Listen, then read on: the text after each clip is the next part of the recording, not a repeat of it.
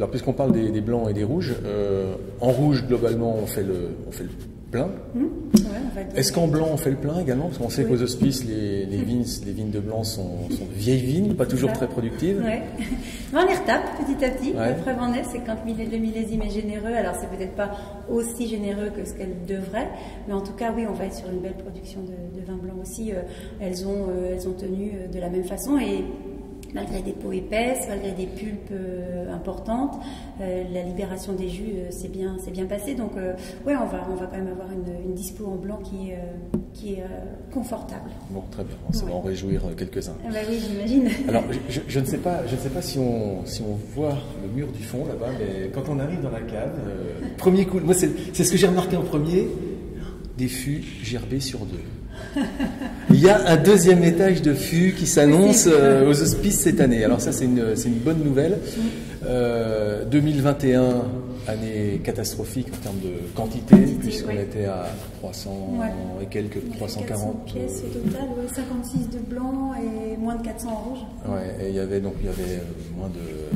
moins de 400 pièces à la vente. Cette année, on peut espérer avoir 700, 750.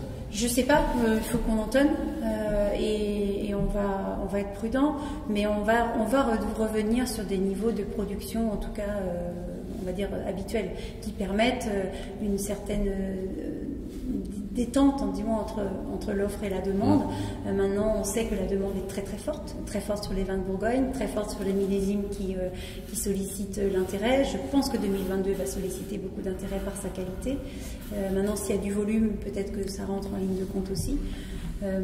Voilà, c'est toujours un peu compliqué de faire un pronostic sur le déroulé de la vente. Je me trompe à chaque fois.